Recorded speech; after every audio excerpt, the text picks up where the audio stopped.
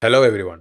Welcome back to another video in my ASP.NET Core series. If you're new here, my name is Rahul and I'm a Microsoft Azure MVP working as a software consultant in Brisbane, Australia.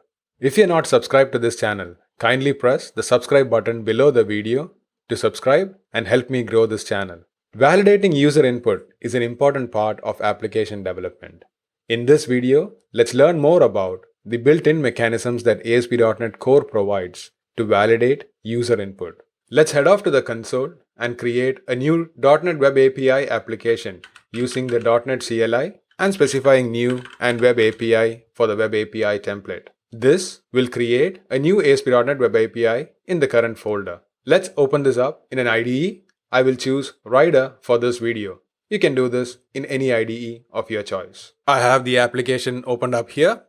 This has the program.cs, the startup.cs, and a controller to start with. Let's head off into the weather forecast controller and start modifying the code in here to see model validation in action. Let's clean up this class to remove the code that we don't require for this video. So let's remove the read-only list, the constructor and the logger, and also clean up the method get. Let's make this to return a public string instead of the IEnumerable, and also pass in two parameters. Let's start with an ID and also a bool is test. Let's return back a string. So we'll use string interpolation and we'll specify the ID and the value that comes in here, and also is test and the value associated with that. So we now have a controller that has a get method which takes in two parameters and returns back that value as a string. Let's run and make sure everything is working as expected. As expected, it returns a message with the ID and the isTest. Since ID is not passed in here in the request, this is null. The isTest, being a boolean, takes in a default value which is false. If we want to pass in an ID, let's use query parameters and specify $ID is equal to 10. So this is going to start returning a 10 in place of the ID. If you want to know the actual value of the boolean and know when it is null in the request, you can go back to the source code and make the boolean field nullable. So let's stop this and let's make this a nullable of boolean. Running this again, and if we refresh this, now we are going to get the ID 10 and isTest is null. It no longer shows the default value. If you want to explicitly pass in a value for isTest, let's use the ampersand and also specify the isTest is equal to true. So this is starting to return the isTest value as well as part of the response. Let's imagine we have a requirement that mandates the isTest value. So anytime this API is to be hit, it should be executed only if a value is provided for isTest. So if the isTest is not provided, it's considered an invalid request. So let's say if not isTest.hasValue, which means anytime the isTest doesn't have a value, let's return a bad request in this case. So we have to return a bad request and specify isTest is required. Since we are returning a bad request, we now need to modify the return type of the method. So instead of just returning a string, let's start returning an action result of string. So we can specify action result and the type string. So anytime this value isTest is not provided, it's going to return it as a bad request. Otherwise, we'll get the string interpolated text as before. So let's run this to make sure this is working as expected. We get back the message isTest is required. If we inspect the network request and run this application again, we can see that it's now returning a 404, which says a bad request. We can also see, if we were to look at the response, that this is now returning an isTest is required message. If we specify the isTest alone, so let's say isTest is equal to true, this is now responding with the string interpolated text. And also the response is a 200 OK. If we now want to make sure that the ID value is also provided, we'll have to start adding in that. So to capture all the error messages of the request, let's create a new variable, which is a new string list. So let's create a list of strings to capture all the errors. And in this case, instead of returning right away, we can add this message to the list. So let's say errors.add and add in that isTest is required. We can also check for ID. So let's check if string.isNull or empty of ID. In this case, let's also add ID is required. So now we have both the errors. Now that we have the error list populated, let's check the errors.length and return back a bad request if its count is greater than 0.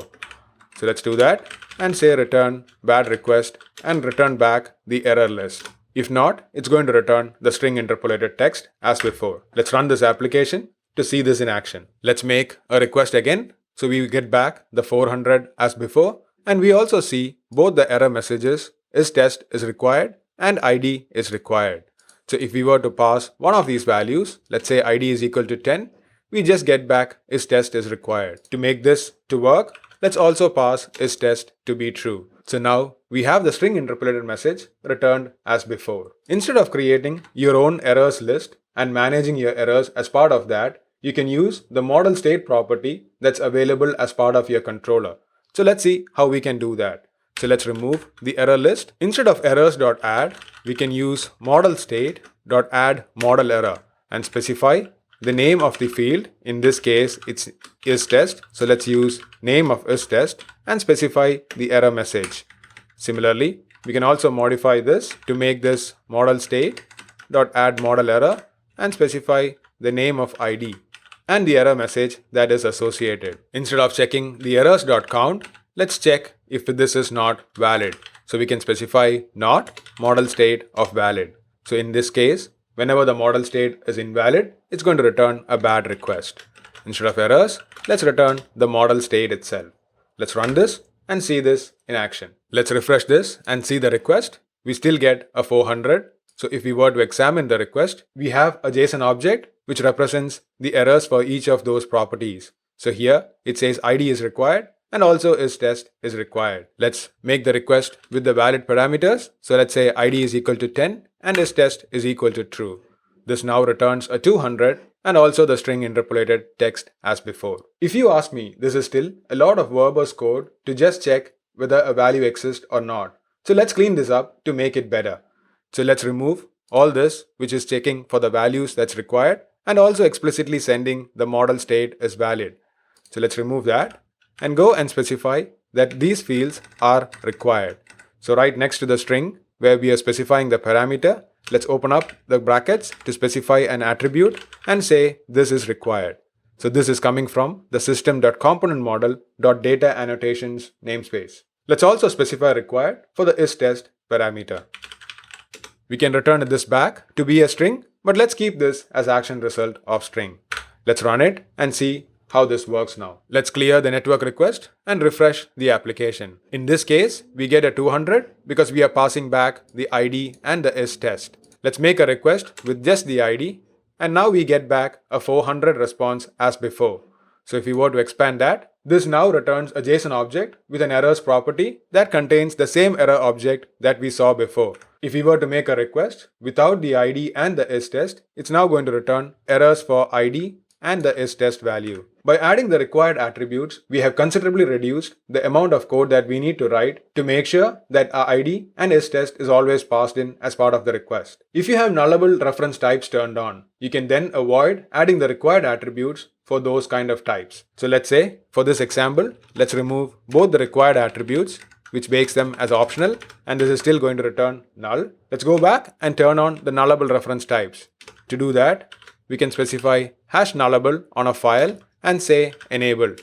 Alternatively, you can also enable this in the CS project file. So if we go to the CS project file, we can add in a property which is called nullable and make that as enable as well. This will enable nullable reference type across your project.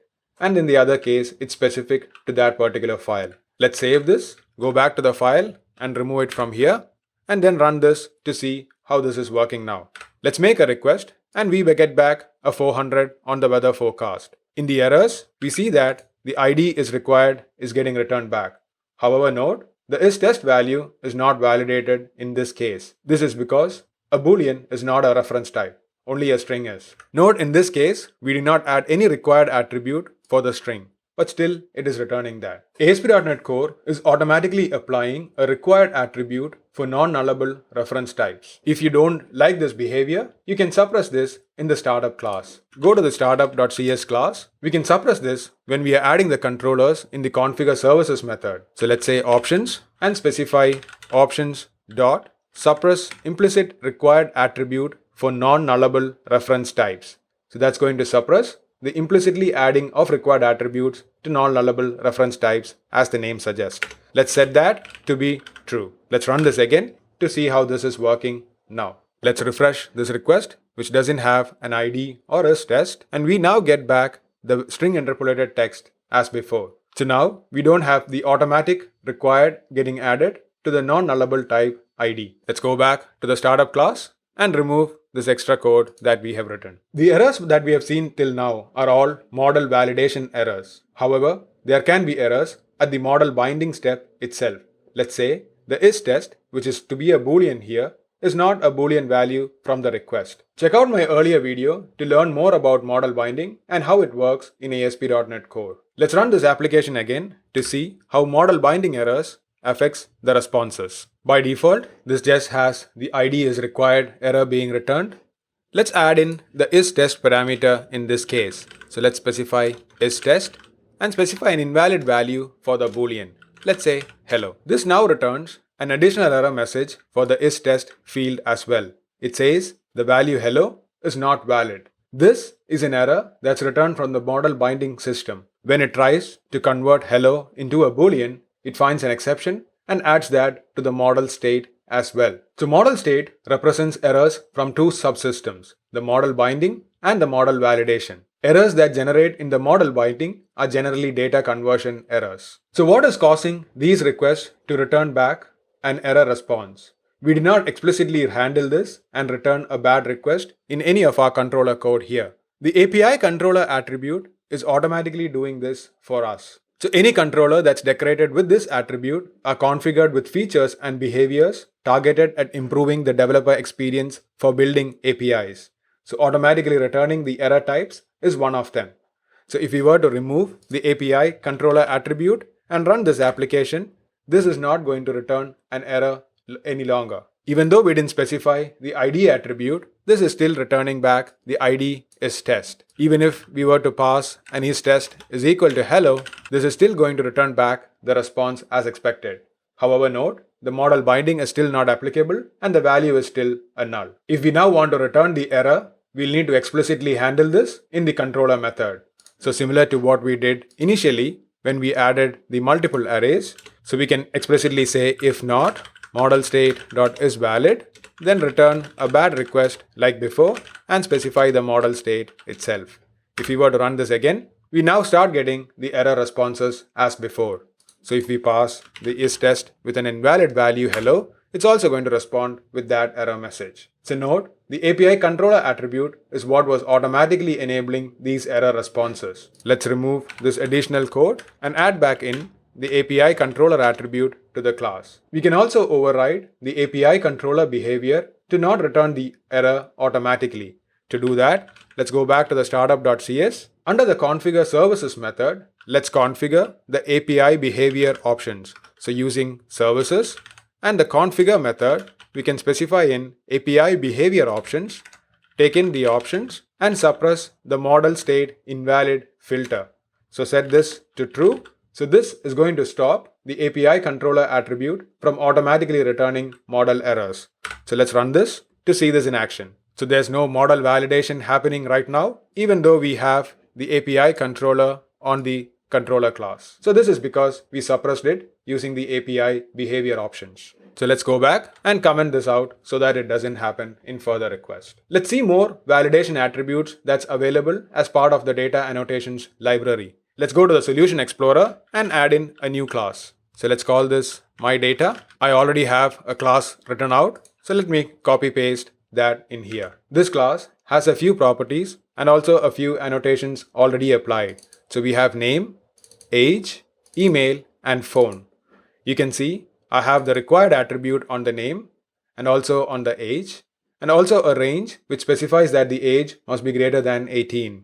For the email, I use email address attribute, and for the phone, I use the phone attribute. All of these are coming from the system.componentModel.dataAnnotations namespace. To make use of this new myData class, let's add a post method onto the controller.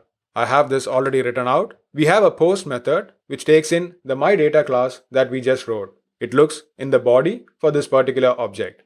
It returns back the name, age, email, and phone from this object. Let's run this to see this in action. Since this is a post request, I cannot make this from the web browser. So let me open up a tool called Postman. This is available for free download and the link is there in the description below. I have a request already written out for the model validation. So I have a post request going to the weather forecast endpoint. It specifies a body and specifies the name, age, and email, which is very similar to the properties that we have in the MyData class. Since phone and email is optional, I have only provided the value for email. So let's go back to Postman. This is a post request and it also sends in a JSON request. So let's make the request and this returns back the name, age, and email as expected. Phone is empty because we didn't pass one. We had a restriction on the age attribute that it should be greater than 18. So let's make this 3 and try sending this again. This now returns the field age must be between 18 and the maximum value that we provided for it. We also have email validations. So if we were to make this an invalid email by adding in one more dot or by removing the @ and make a request, it's also going to return that the email field is not a valid email address. The data annotations that we added for the properties in MyData is automatically applying these validations for us. So these are the built-in attributes that's available as part of ASP.NET Core. You can see a list in the documentation that's linked in the description below. There's also a lot more that you can find in the data annotations namespace. The whole list is available there. If you have scenarios that the built-in attributes does not handle, you can also write a custom attribute for yourself. To create a new custom attribute, let's go back to the source code and add in a new class. Let's name this custom name attribute. To use this as a data annotation attribute, you need to inherit this from the class validation attribute. So let's do that. So let's say we want to add a validation for a name that starts with a particular letter. So we can take in the letter as part of this attribute. So let's create a constructor and specify a name string starts with. Let's save this as part of this class variable. To perform the validation, we need to override a method from the validation attribute class. So let's specify override and choose the isValid method to override. So let's choose that, which gives us the value and the validation context. In this case, since we just want to check the value, we can use that. So let's first check if the value is string and use that as a variable value string. And if the value string does not start with, so let's specify a not and say starts with. So we have the starts with property saved as part of our class. So if this does not start with that, let's return back a validation result. So let's say return new validation result and specify the error message. If you want the name of the property that this is applicable to, we can specify validation context dot the member name. And we can say this member name does not start with this particular value that we expect. If not, we can return a validation result dot success. So basically here, we are looking whether the value string is a string and then checking if it starts with this value that we want to. And if it does not, we return back a validation result with the appropriate error message. To use this, let's go back to the MyData class and add this to the name property. So let's say the custom name and specify the starts with as R. So if the name does not start with R, it's going to return an error message. So let's run this to see this in action. The application is running. So let's go back to Postman and make a valid request. So let's specify 30 and also make the email as valid. This is returning as expected because the name starts with R. Let's remove the starting R and make a request again.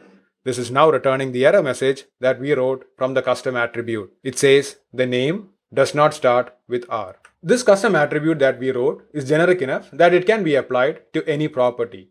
But let's say you have a validation that's very specific to the MyData class. Maybe in this case, since both email and phone is nullable, we want to ensure that at least one of them is provided. To do that, instead of writing custom attributes, we can also implement an interface on this model class. So we need to say iValidatable object and implement this interface. So let's implement the missing members, which basically returns an IEnumerable of validation result from the validate method. So in here, let's check if the string is null or empty on the phone and the string is null or empty on the email. In this case, we want to return a validation message. Since we need to return back an enumerable, let's use the yield to return a new validation result. We can specify the message, either phone or email must be specified. We can also pass in the properties that this message associated with, passing in a new array of strings. So in this case, this is going to be the phone and also the name of the email. So this is going to return back the phone and the email properties as being invalid. Let's run this to see this in action. The application is running. So let's go back to Postman and make a request here. Let's make sure the name starts with R and send in a request. This returns as expected. But if we were to remove the email from the request body and make a request, it's now returning an error message which specifies either phone or email must be specified. Note, since we passed both the properties, it's getting applied for both email and phone. Based on your application needs, you can choose how to validate and what properties to return this against. If we were to pass just the phone as well, so let's say if we pass in a valid phone number, it's still going to return back a response because only a phone or an email is mandatory. Fluent Validation is a library that's available for building strongly typed validation rules. This library also works well with ASP.NET Core. So you can use a NuGet package, fluentvalidation.asp.NET Core, and configure it as shown in this link here. I'll put this in the description below. Once you have registered, you can create validators that's different from your model classes. So you don't have to implement any interface if you don't like that. So you can specify the class like this in here, a person, and also specify a person validator which has the rules that's applicable for that particular class. By convention, these values are getting automatically added into services and checked as part of the request. You can check out the documentation here to learn more about that. I hope this helps you to understand more about model validation in ASP.NET Core. We saw how to use ModelState, how to specify data annotation attributes, the built-in attributes that's available, and also how to write custom validations on the objects that you create. If you like this video, please make sure to hit the like button. And if you want to be notified of future such videos, please make sure to subscribe. Thank you and see you soon.